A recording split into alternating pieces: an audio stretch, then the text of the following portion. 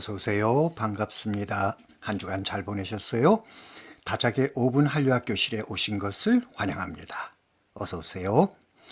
오늘은 다작의 5분 한류학 교실 제18강 K-팝을 메인스트림으로 한 2차 한류 시대 왜 2010년을 원년으로 하는가에 대해 이야기 나누는 시간입니다.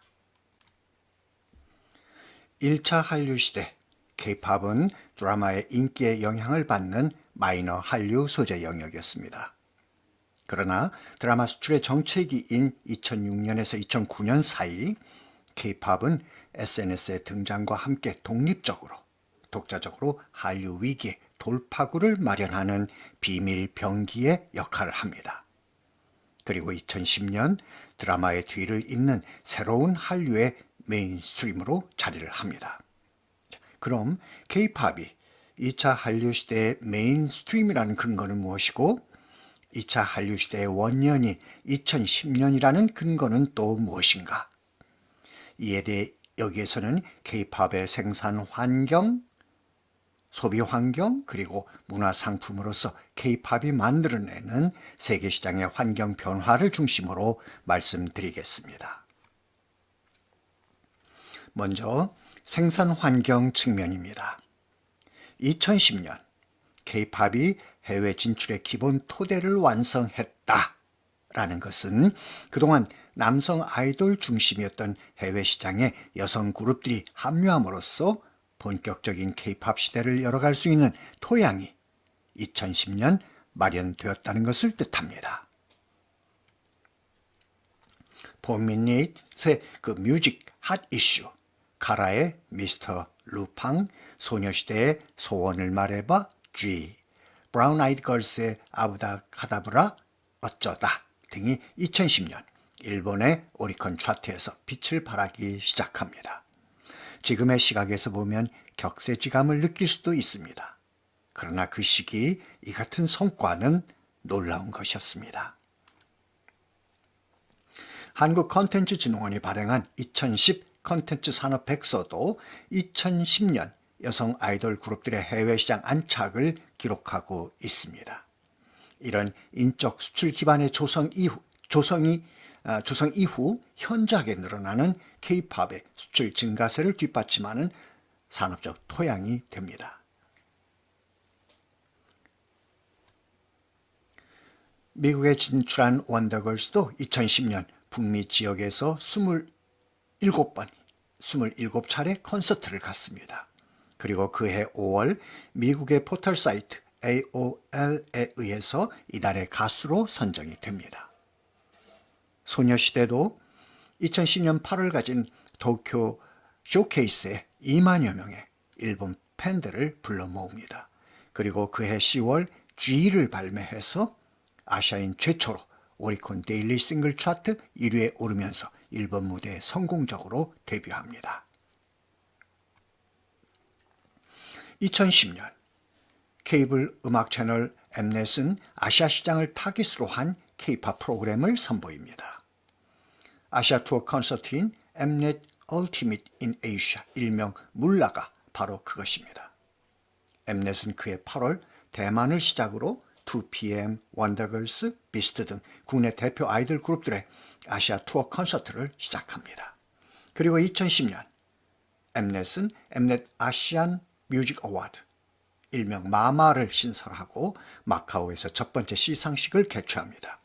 국내 아이돌 그룹은 물론 해외 가수들까지 대거 참여하는 시상식은 마카오 TDM, 태국 GMM, 베트남 SCTV 등 아시아 주요 13개국의 지상파 방송사들을 통해 4시간 동안 생중계됩니다. 아시아 전역의 팬들이 동시에 한국 가수들의 콘서트를 안방에서 즐기게 된 셈이죠. 이처럼 2010년은 K-팝 남녀 아이돌 가수들의 해외 진출과 생산 기반 환경이 개별적으로나 시스템적으로 완성된 의미 있는 해입니다. 더욱이 특기할 만한 것은 오랜 세월 변두리 음악으로 취급받던, 그러나 때로는 K-팝의 생명에 숨을 불어 넣어주기도 하던 인디밴드와 K-락의 해외 시장 진출이 2010년 이루어져서 2차 한류 시대 원년의 의미를 더해줍니다. 서울 도쿄 사운드 브릿지는 홍대 인디 레이블 연합회인 서교 음악자치회와 일본 최대 인디 레이블 유통사인 바운디가 함께 기획한 콘서트입니다. 3년 동안 3개월에 한 번씩 한국과 일본의 인디밴드가 서로 왕래하며 교류 공연을 갖는 프로젝트입니다. 첫 공연은 2010년 11월 도쿄 시부야의 밀키웨이에서 열렸습니다. 우리 측에서는 펑크 밴드 크라잉넛과 모던 락 밴드 보드카 레인이 참가했고, 일본 측에서는 피아노 락 스타일의 피아노 잭과 모던 락 밴드 오또가 참가했습니다.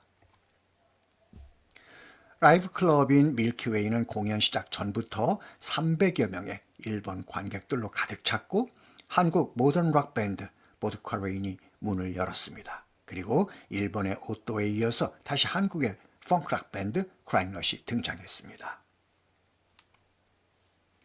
당시 공연 소식을 전한 중앙일보 기사는 공연장 밀키웨이의 분위기를 다음과 같이 기술합니다. 서커스 매직 유랑단을 연주하며 등장한 크라잉넛은 무대 앞에 마련된 단상 위로 뛰어올라 관객들의 호응을 이끌었다. 관객들 사이에서 비명에 가까운 환호성이 터졌다. 크라잉넛이 일본 펑크락 밴드 블루하츠의 히트곡 린다 린다를 일본어로 부르자 속칭 떼창이 들리기도 했다. 크라잉넛의 대표적인 히트곡 룩셈부르크를 부를 땐 일본 관객들이 한국 락에 제대로 빠져들었다. 룩셈부르크의 후렴구 룩셈부르크 아르헨티나를 도쿄타와 카미나리몬으로 바꿔 불렀다. 도쿄를 대표하는 관광 명소가 노랫말에 실리자 300여 관객이 한 목소리로 따라 부르기 시작했다. 팔을 흔들고 폴짝폴짝 뛰는 관객들도 있었다. 공연장에서 만난 우스이 히로미는 한국 아이돌 음악은 많이 들어봤지만 밴드 음악은 처음이다. 한국 밴드의 신명나는 음악이 일본에 더 많이 소개됐으면 좋겠다고 말했다. 이 같은 인디밴드와 K-락 같은 일명 주변부 음악의 뜻깊은 움직임들이 2010년 2차 한류시대 원년의 의미를 더욱 뜻깊게 해줍니다. K-팝 가수들에 대한 사회적 인식도 2010년을 기점으로 크게 달라집니다. 셀레브리티란 대중에게 널리 알려진 유명 인사를 말합니다. 포브스 코리아는 국내 유명인 100여 명을 대상으로 소득, 영향력, 명성, 전문성 등을 종합평가해서 최상위에 오른 40인을 매년 발표합니다. 그런데 포브스 코리아가 선정한 2011 파워 셀레브리티 40을 보면 최상위 순위를 K-팝 아티스트들이 차지하고 있는 것을 확인할 수 있습니다. 1위 소녀시대, 2위 빅뱅, 3위 아이유, 4위 카라. 대단하죠? 그리고 이어서 6위 이승기, 9위 비스트, 11위 2PM, 13위 JYJ, 15위 동방신기, 16위 슈퍼주니어, 17위 티아라 등 파워 셀레브리티 40인 가운데 최상위를 비롯해 상위권의 11명의 K-팝 아티스트들이 포진해 있음을 알 수 있습니다. 이는 K-팝 아티스트에 대한 사회적 인식이 2010년을 기점으로 크게 변화하고 있음을 보여주는 근거가 됩니다.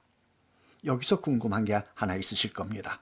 2010년을 이야기하다가 왜 갑자기 2011년 파워 셀레브리티? 2011 파워 셀레브리티란 2010년 3월부터 2011년 2월까지 1년간의 소득, 영향력, 명성, 전문성 등을 종합평가한 결과랍니다. 그렇기 때문에 2010년의 자료를 근거로 40인을 선정하게 되는 것이죠. 우리는 지금까지 K-팝을 메인스트림으로 한 2차 한류시대의 원년을 2010년으로 보는 K-팝의 생산 환경적 측면의 근거들에 대해 이야기 나눴습니다. 다음은 소비 환경적 측면입니다. 음악 1.0 세대란 녹음 테이프나 CD를 이용해서 음악을 저장하고 향유하던 단순 소비 세대를 일컫습니다. 음악 2.0 세대란 MP3를 이용해 음악을 다운받고 공유하고 소비하던 과도기적 소비 세대입니다. 음악 3.0 세대란 스마트 기기 등 새로운 디바이스를 이용해 SNS나 웹상에서 다운로드나 저장 없이 스트리밍 서비스를 통해서 즉시적으로 음악을 듣거나 보는 소비 세대입니다. 이들은 단순한 소비자가 아니라 생산된 음악의 유통에도 참여하는 프로슈머의 성격을 띱니다. K-팝의 팬과 팬클럽은 음악 3.0 세대입니다. 적극적인 시장 참여와 함께 K-팝 시장의 세계적인 확대에도 기여합니다. 이들은 K-팝 오디션에 참여하거나 커버그룹을 결성하는 등 K-팝 밈의 복제 활동을 통해 K-팝의 확산은 물론 K-팝을 메인스트림으로 한 2차 한류 시대의 원동력이 되기도 합니다. 2010년 K-팝이 전 세계 229개국에서 8억 뷰를 기록한 것도 소비 측면에서 본 한류 패러다임 전환의 근거로 제시될 수 있습니다. 중앙일보는 2010년 한 해 동안 유튜브에 등록된 SM 엔터테인먼트, YG 엔터테인먼트, JYP 엔터테인먼트 등 3대 가요 기획사 소속 한국 가수들의 전체 동영상 923개를 분석한 기사를 2011년 1월 17일자 신문에 실었습니다. 그 결과 2010년 전 세계 229개국의 네티즌들이 한국 가수들의 동영상을 조회한 횟수는 모두 8억 가까운 7억 9,357만여 건이었습니다. 대륙별로는 아시아가 5억 6,627만여 건, 북미 지역 1억 2,347만여 건, 유럽 지역 5,537만여 건 순이었습니다. 조회수로는 여전히 아시아 지역의 비중이 컸지만 국가별로 보면 9,487만여 건을 기록한 미국이 한류의 주요 시장으로 떠오르고 있는 것을 확인할 수 있습니다. 1960년대, 70년대 미국 팝송을 들으며 성장했던 지금의 장년층의 입장에서 볼 때 이는 대단한 변화가 아닐 수 없습니다. 영남대학교 사이버 감성연구소는 2011년 11월 1일부터 3개월간에 걸쳐서 한류의 발원지를 추적하고 한류의 확산에 영향을 미치는 사람들이 누구인지를 파악하기 위해서 트위터의 트윗을 분석했습니다. 북미와 남미, 아시아, 유럽 등 4개 대륙별로 K-팝을 언급한 트윗을 모두 수집한 뒤 각 트윗을 올린 계정 사이의 네트워크를 조사했습니다. 그 결과 K-팝에 관한 소식을 트위터로 확산시키는 과정에는 뚜렷한 영향력을 발휘하는 빅마우스가 존재하는 것으로 확인됐습니다.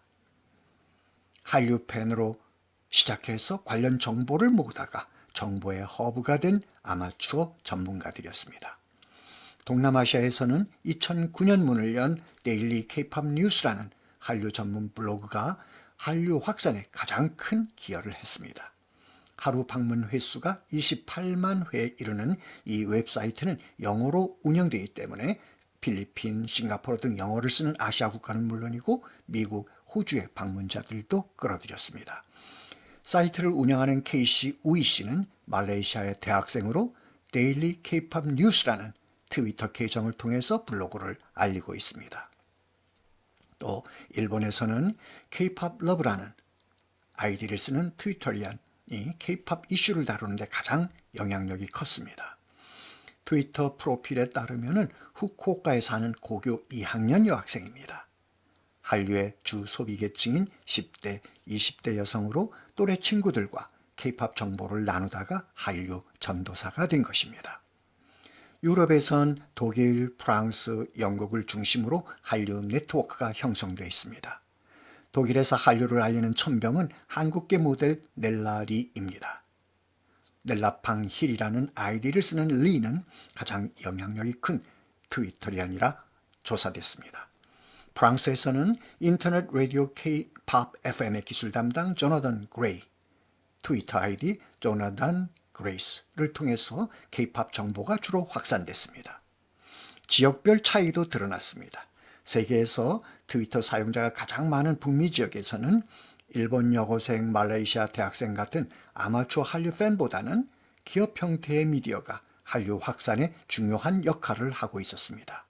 예컨대 미국에서 K-팝을 확산시키는 트위터 허브는 드라마 피버라는 계정입니다. 이는 사람이 아니라 한국 드라마와 뮤직비디오 등을 서비스하는 한류 전문 미디어로 미국에서 가장 유명한 한류 정보 웹사이트 중 하나입니다. 유럽과 남미는 미국처럼 기업화된 트위터는 아니지만 유명인들이 한류 전파에 주도적 역할을 했습니다. 독일의 넬라리는 물론 브라질에서도 페리가이라는 축구선수 출신의 TV 리포터가 한류 팬이 되면서 다양한 한국 대중문화를 소개함으로써 K-팝의 허브 역할을 했습니다. 이처럼 K-팝은 2010년을 전후해서 나타난 이들 세계 각국의 빅마우스들을 통해서 전 지구적으로 확산돼 갔습니다. 이런 소비 환경의 변화는 K-팝의 수출에도 큰 영향을 미칩니다. 드라마 수출 정체기인 2009년 K-팝의 수출은 전년 대비 89.9%의 높은 성장세를 보입니다. 그리고 2010년 전년 대비 166.3%의 초고속 성장을 보이며 전년 대비 2.6배가 넘는 8,320만 달러의 수출을 기록합니다. 그렇다고 2010년 K-팝이 드라마의 수출 규모를 넘어선 것은 아닙니다.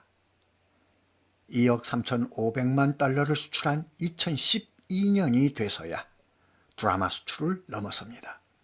그러니까 수출의 규모만으로 평가를 한다면 K-팝을 메인스트림으로 한 2차 한류 시대의 원년은 2012년이 될 수도 있습니다.